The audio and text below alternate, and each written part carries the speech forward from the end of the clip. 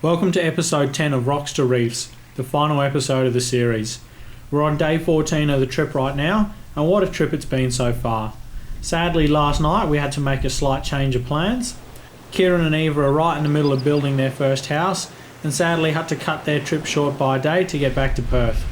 So they left us early this morning. Jess and I discussed our options and decided we could either explore the Pilbara National Park a little, or jump on the boat for a spot of fishing. Now we decided due to the favourable winds, we'd go and see if the fish were biting.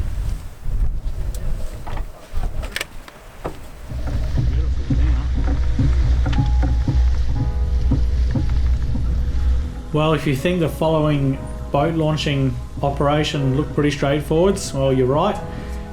We've been doing this for probably 13 or 14 years as a family, taking trips up to remote beaches and going fishing. So we're fairly well versed in launching the boat. Now there's definitely a few things to look out for. You want to find a nice steep section of the beach so you don't have to put the car too far into the water to get the boat off the trailer. And you also want to find a section of the beach that's nice and firm so you don't get bogged. And as you can see, our tyre tracks there left very little impressions in the sand. Now the rest of it is just about timing it with the waves and communicating beforehand, making a plan on what you want to do. Everyone has their roles and it's pretty straightforward, as you can see. The last tip I'll give is make sure you turn the bow of the boat into the waves. It makes it a lot easier to hold against the beach. Missed one.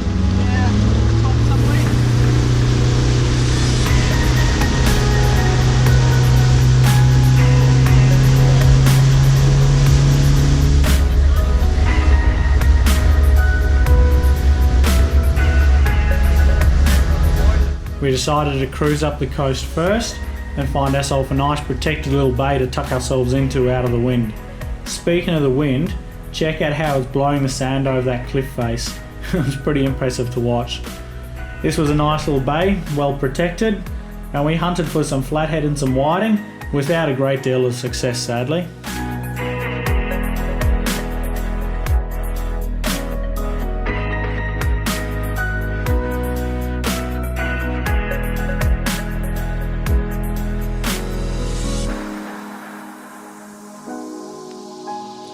Whilst the fishing was a bit slow, the view certainly wasn't. It was very, very, very nice to sit here on this remote beach. It's only accessible by boat and just do a bit of relaxing.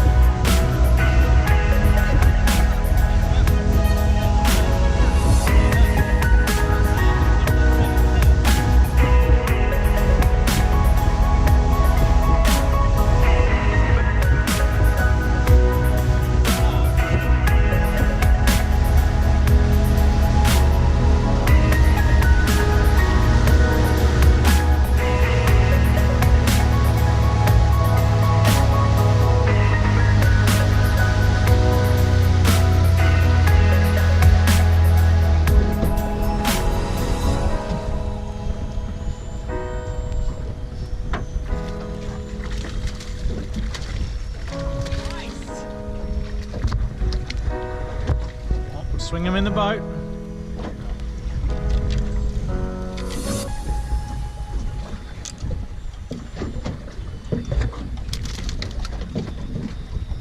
He's not of size, hey?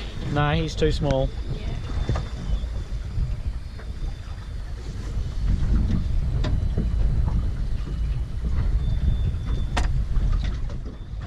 Well, we finally got into some fish. But sadly, as is always the case, the best fish were caught when the camera wasn't rolling. What did you catch, Mum? It was a snapper. Okay. Just a small one. Yeah.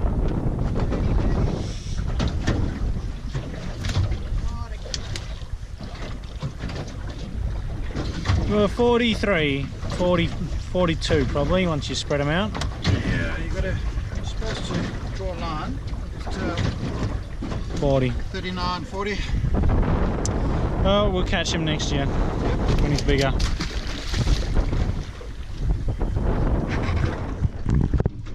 Dad's on. That's I'll be scrubbing all of those 900 odd photos. Correct, yes. Yeah, well, he's filled his pile up with all. Scrub them and do it as a time-lapse video. What have you got? Emperor. Another one. He's got the rest. He's not going to be so. Yeah, those are going to be 30. Yeah. Jess is on now. That's a decent one, Jess. Keep breathing. Keep your tip, keep this hand up so the rod comes down. Turn it around.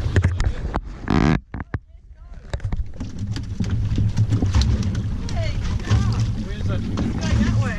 Oh, it's a Tusky. She's definitely going for variety. Every You cast actually is see one in different. the boat? Yes, I just let it go there. Just don't reel it up anymore.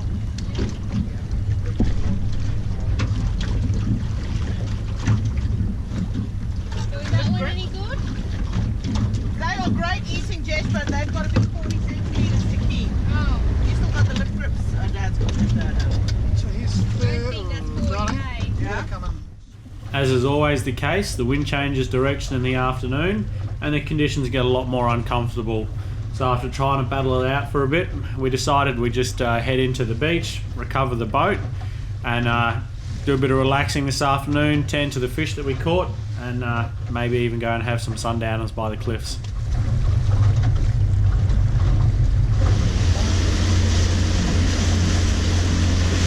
What's the plan now? Closer in again, or?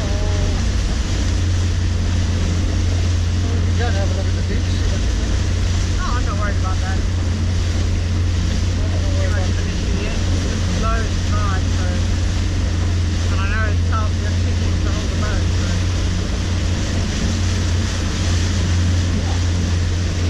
Go anywhere with bloody well.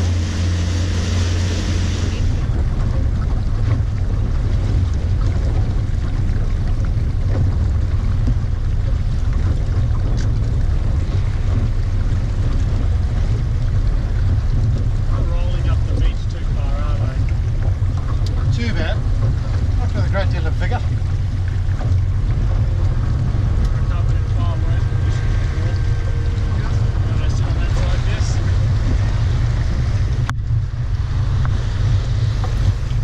Again, when it comes to recovering the boat, it helps to have communicated and discussed a plan, give each person a nice, simple, easy role to do, nice and clear so they understand what has to happen. In my case, I was to go and get the car and prepare it, get the trailer ready, run the cable out, etc., and back it into the water. My parents then took the boat back offshore just so we got it ready, and then we came in slightly downwind, so we had to pull the boat into the wind. Just makes it a little bit easier to control than having the wind blow it onto the trailer. Lined it up, winched it on, and then the key to all of this is getting the car and the boat back out without getting bogged. Now, there's one little tip that we've learnt over the years, and that's to time it with the waves, wait for the wave to recede. As the water's receding, to actually reverse down the hill. It breaks the suction around your tyres on the car, because as the water runs up, laps around your tyres, it creates that bit of suction, it drags the tyres into the sand. If you can break that by reversing backwards, you have a lot better chance of driving out forwards than after. So low range, second gear, tyres right down, there's no point stuffing about. We've got tyres down 12 psi on the car and the trailer, and yeah, as the wave recedes back, reverse back, break the suction, and then second gear, lower range, just drive out up the hill. And this trip this year didn't get bogged launching the boat or recovering the boat once.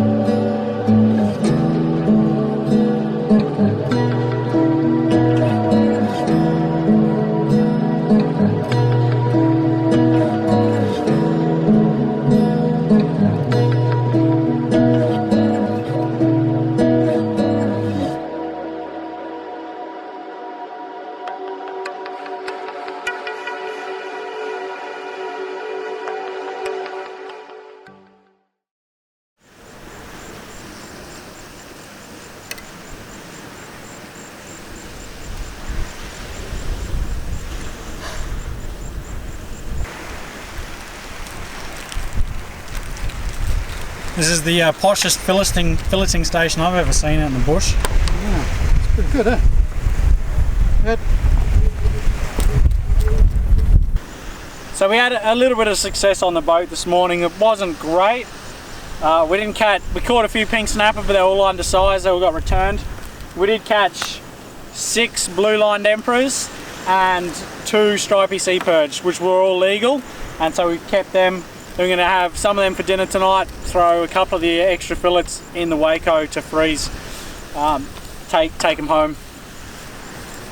So the filleting station is in action right now. My parents were telling me that on every occasion on this year's fishing trip, when they were filleting their fish, they had the sharks come up. This is a real concern for me, guys, because what it's telling me is a lot of people are disposing of their fish frames and their offal by throwing it back into the ocean. It attracts the sharks learn from it, and now they know they can get an easy meal here. Literally all we were doing was washing the scales off of the fish that we caught in the ocean, and it was enough to attract the sharks. What you need to do, and it's what we do, is bury your fish frames and the first set of dunes. Dig a hole 30-40 centimeters deep and bury your fish frames in it, because having the sharks this close, it's only a matter of time until there's an incident.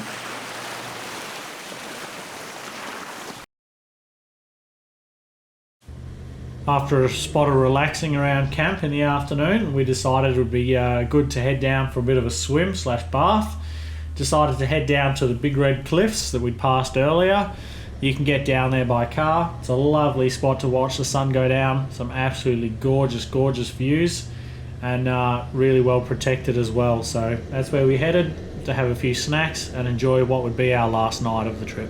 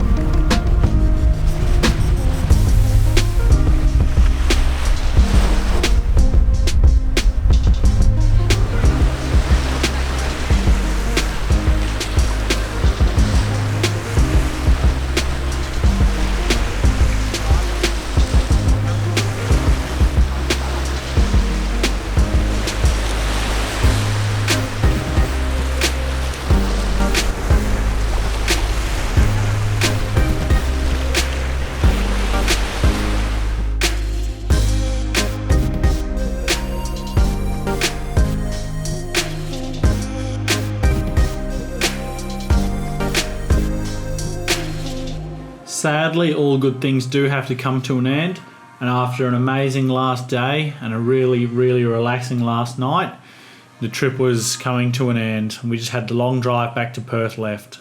Well, we're making our way home currently. We're about halfway home, decided just to pull off the side of the road, grab some lunch, and thought we'd do our end of trip recap / Shark Bay recap. So, as you know, Kieran and Eva aren't with us today. They left yesterday, head home. So it's just Jess and I. So we'll recap Shark Bay. Our favourite place and why, and would we come back and what would we do differently. So this would be from, let's say, Carnarvon through to Steep Point. Do you want to go? Favourite place would actually have to be our campsite at Shark Bay and being able to just go fishing each morning.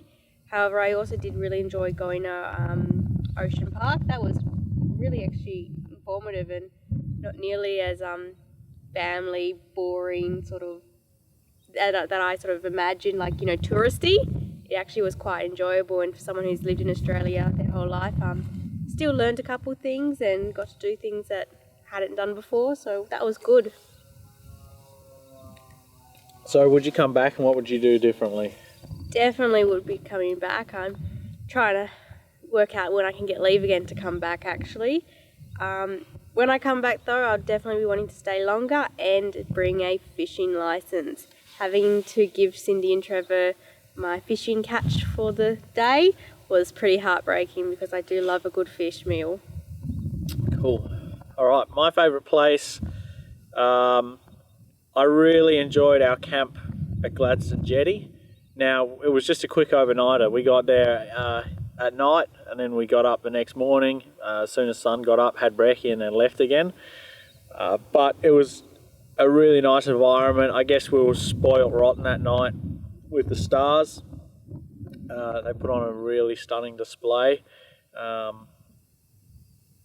But I mean, I've done Steep Point twice. It's the first time I've gotten to do the cliff track, so that was pretty nice. But yeah, that would probably be one of my more favourite places.